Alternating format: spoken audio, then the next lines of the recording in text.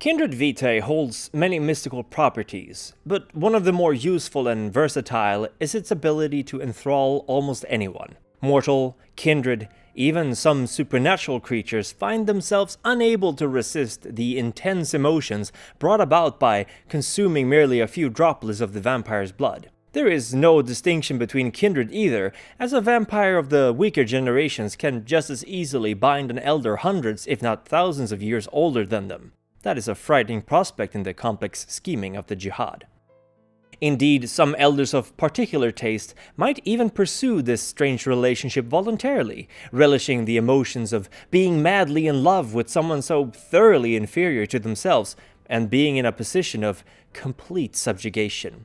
Or perhaps they merely wish to feel anything, their withered hearts long since devoid of even the basest spark of humanity. And for someone like that, what does it actually matter if that emotion is not real? And as long as the thrall is fed once a year, the blood bond will last until they either manage to shake it off or perish in the process. Regardless of who the potential thrall is, the act of blood bonding is done in 3 steps, each one requiring the passage of at least one night before the next can be taken.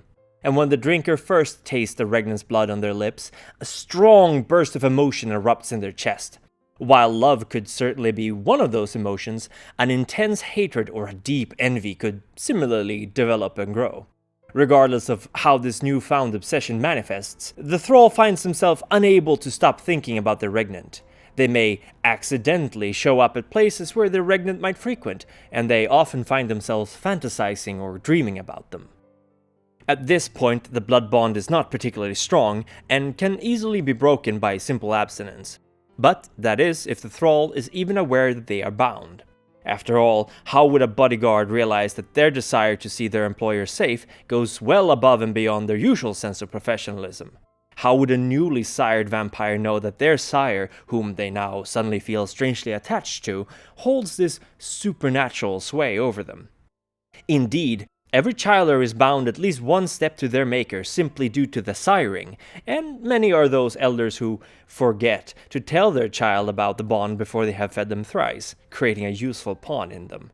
Clan Tremere once enforced a rule that demanded that all neonates drink the blood from all 7 elders of the clan, thereby cementing their position in this pyramid of power. Although cruel, this served the dual purposes of both ensuring loyalty within the clan, to the clan, as well as showing a very unified front to their enemies, of whom there were quite many.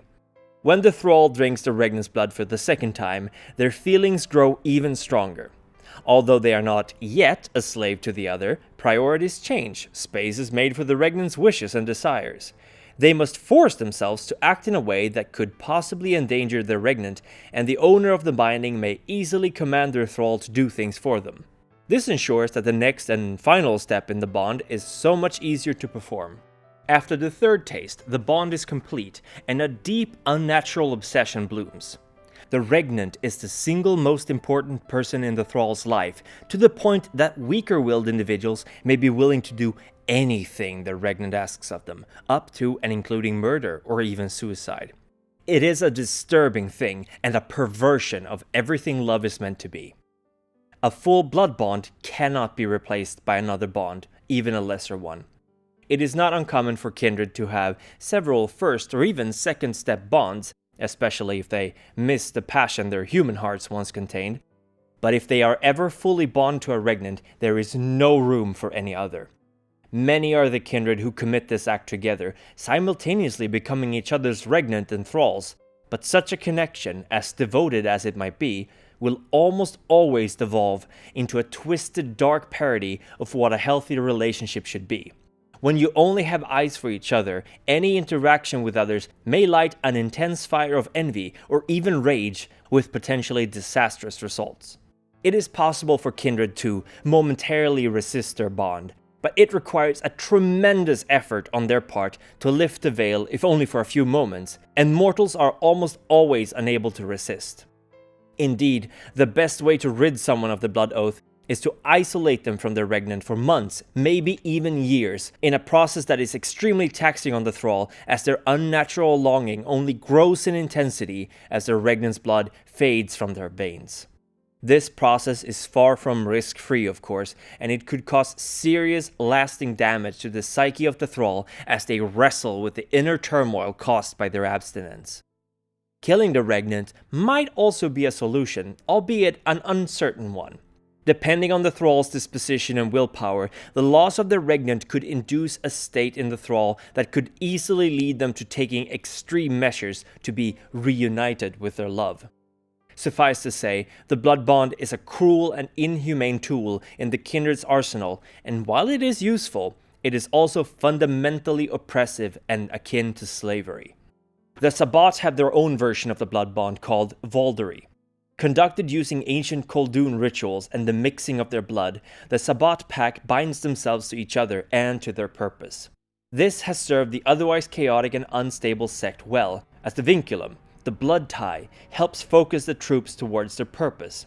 It also helps that the vinculi never fades, and thus many Sabbat veterans have, over the centuries, shared blood with cainites all over the world, forging bonds that are nigh unbreakable. But what happens when you drink too deep? When two vampiric lovers are so enraptured that one simply does not stop feeding until it is too late? When an elder is caught, staked, and paralyzed, drained by upstart fledglings? Diablerie, the Amaranth, is the ultimate crime in the Camarilla and anathema to their teachings, and for a good reason, as it not only kills the victim, it destroys their very soul. Elders fear this, for they remember the night of the First Inquisition, when not only did the kine rise up against them, but their own childer as well. The Anarch revolt led to the diablerie of countless elders, but, even more importantly, of two ancient beings, the founders of Clan Tzimisce and La Sombra. Not only is kindred blood significantly sweeter and richer than any drunk from kine, it also carries power. Your generation defines how far removed you are from the first vampire, how diluted your vitae is, and the blood of elders carry a potency not found in the younger licks. For many vampires who have once tasted elder blood, feeding on kine may be likened to drinking the blood of rats. It provides sustenance, but it pales in comparison. But taste alone is not what might attract a diablerist.